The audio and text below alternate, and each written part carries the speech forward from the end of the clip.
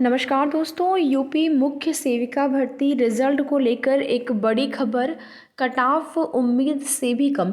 यहाँ पर देखिए रिजल्ट के साथ ही साथ जैसा कि आप लोग इंतज़ार कर रहे हैं कब तक कोर्ट मैटर निस्तारित होगा और रिज़ल्ट जारी होगा, उसके साथ ही साथ सबसे बड़ा सवाल अभ्यर्थियों के मन में कट ऑफ को लेकर है कि क्या हम सेफ़ हैं, यानी कि रिज़ल्ट में हमारा नाम आएगा डीवी के लिए या फिर नहीं।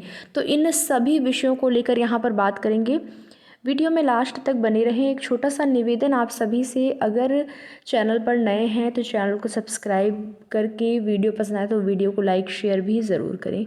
आपकी भर्ती से संबंधित जो भी ज़रूरी और महत्वपूर्ण सूचना होगी आप सभी को उसकी जानकारी समय समय पर इस चैनल के माध्यम से दी जाएगी और हमारे द्वारा पूरी कोशिश है कि जो भी बिल्कुल ऑथेंटिक सूचना हो वही आप सभी तक प्रेषित की जाए। तो यूपी ट्रिपल एससी से मुख्य सेविका भर्ती में यहाँ पर सबसे पहले कोर्ट मैटर को लेकर बात कर लें। जैसा कि एक जो आपके भर्ती में याचिका पड़ी हुई है, जिस याचिका की वजह से आपके रिजल्ट पर स्टे लग गया है, और ये जो याचिका है उसमें मुख्य सेविका में जो संविदा पर कार्यरत जो लोग हैं, संविदा पे कार्यरत, उनके द्वारा ये याचिका डाली गई है कि उनको जो है परमानेंट किया जाए। ठीक है, वो संविदा पर पहले से हैं तो उनको परमानेंट किया जाए। तो ये उनकी मांग थी और इसको लेकर उन्होंने रिट दायर की और आपके रिज़ल्ट पर रोक लग गया, क्योंकि उस पर जो है विचार मंथन किया जा रहा है। और इस क्रम में क्या आयोग ने कोई जवाब नहीं लगाया है, क्या विभाग ने कोई जवाब नहीं लगाया है? तो सबसे बड़ा अभ्यर्थियों के मन में यही सवाल होता है कि आयोग और विभाग कुछ नहीं कर रहे हैं, क्योंकि जो कोर्ट मैटर का निस्तारण है वो आपका जो आयोग है, विभाग है, इन्हीं को करना है। ठीक है, तो इसमें जो है जवाब भी लगाया जा रहा है या लगाया गया है आपके विभाग के द्वारा, जो है आपके विभाग के द्वारा कोर्ट में जवाब भी लगाया जा रहा है। इसको लेकर आपको बिल्कुल परेशान नहीं होना है। और लास्ट जो इसमें जवाब लगाया गया है वो 5 मार्च को लगाया गया है, 5 मार्च को। ठीक है, तो यहाँ पर पूरी कोशिश की जा रही है विभाग के द्वारा भी। आप देखेंगे कुछ दिन पहले जब जो कैंडिडेट्स हैं वो गए हुए थे विभाग, तो उनको ये आश्वासन दिया गया कि जितनी ज़रूरत आपको नौकरी की है उससे ज़्यादा ज़रूरत उन लोगों को जो है आप लोगों की है, यानी कि मुख्य सेविका कर्मचारियों की है, उनको ज़रूरत है। तो उन्होंने ये आश्वासन दिया था और पूरी कोशिश उनके द्वारा की जा रही है कि मामला जल्द से जल्द निस्तारित हो। और इस बार जो डेट आपको बताई गई है 18 तारीख, यानी कि मंडे को। ठीक है, मंडे यानी कि 18 तारीख को आपको जो डेट बताई गई है, पूरी संभावना है कि उस डेट में आपको आपकी सुनवाई जो है वो देखने को मिले। वैसे अभी जो उसका केस स्टेटस है, वो केस स्टेटस में आपका जो डेट है वो नहीं लगा हुआ है, तो इसके लिए थोड़ा सा वेट करना होगा आपको। हो सकता है कि आज शाम तक आपको मंडे की जो यहाँ पर कॉज लिस्ट है वो जारी हो जाए, या फिर केस स्टेटस में आपको आपका जो मामला है वो दिखाई दे। उसके बाद जो है आपको सुनवाई सोमवार को देखने को मिल जाए। तो संभावना पूरी पूरी है और यहाँ पर पूरी कोशिश की जा रही है विभाग के द्वारा, आयोग के द्वारा जवाब लगाकर कि मामला जो है इस बार निस्तारित भी हो जाए और देरी न हो। देखिए विभाग आपका पूरी तरह से एक्टिव है आपकी भर्ती में आगे की प्रक्रिया को लेकर, तो आपको इसको लेकर बहुत ज़्यादा परेशान होने की ज़रूरत नहीं है। सब कुछ पॉजिटिव है।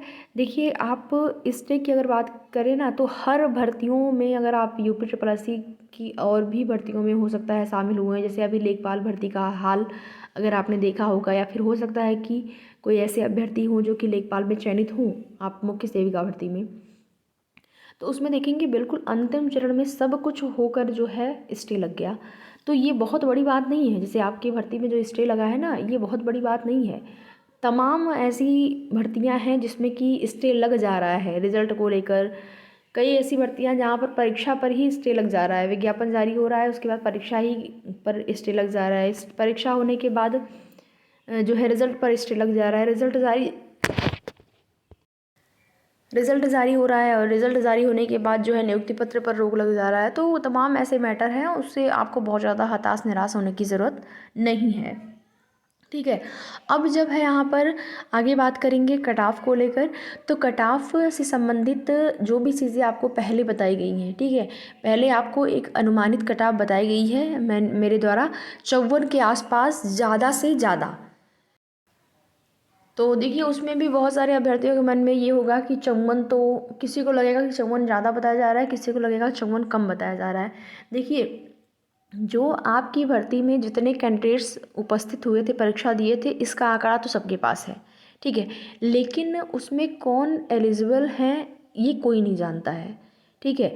तो उसमें जो अभ्यर्थी परीक्षा दिए हैं, बीएससी वाले भी हैं, बीएससी होम साइंस जिनका है वो भी परीक्षा दिए हैं, जिनका विशेष विषय जो आपकी एलिजिबिलिटी में मांगा गया था वो अगर 2 ईयर है वो भी एग्ज़ाम दिया है, 3 ईयर है यानी कि 3 साल उनका है वो सब्जेक्ट उन्होंने भी एग्ज़ाम दिया है।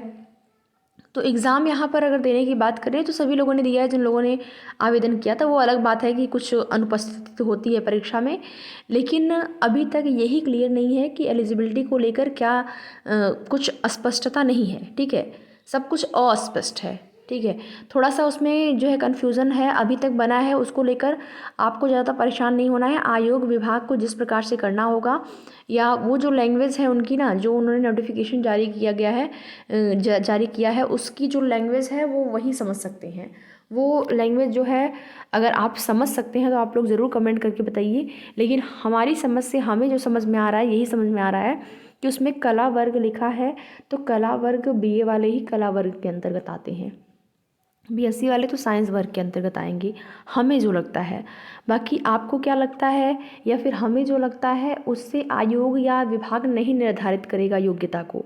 उन्हें क्या लगता है, उन्होंने किस बेस पर कला वर्ग लिखा है, उनकी कला वर्ग का मतलब क्या है, अब वो चीज़ें वही लोग बता पाएंगे, ठीक है। और अभी तक वो लोग इस चीज़ को स्पष्ट नहीं किए हैं कि उसमें कौन कौन अभ्यर्थी शामिल होंगे। जिनका 2 साल वो सब्जेक्ट है तभी वो एलिजिबल होंगे, या फिर 3 ईयर होना चाहिए। जहाँ तक हमें लगता है कि 3 ईयर होना चाहिए, हमें ये लगता है। बाकी आयोग और विभाग जो है वो किस प्रकार से नोटिफिकेशन जारी किए हैं, या फिर जानबूझ के इस प्रकार से जारी किया गया है कि अभ्यर्थी सब लोग आवेदन कर दें, या वो जो भी है उनकी मंशा है वो जाने। बाकी यहाँ पर इस चीज़ को लेकर हमें जो लगता है कि लगभग जो एलिजिबिलिटी वाला कन्फ्यूज़न है सबके मन में एलिजिबिलिटी को लेकर, वो अगर ऐसा कुछ होता है कि केवल बीए वाले ही होंगे, बीएससी वाले बाहर हो जाएंगे, बीएससी होम साइंस, या केवल आपका लास्ट ईयर में वो विषय होना चाहिए, 2 ईयर है तो आप नहीं एलिजिबल होंगे।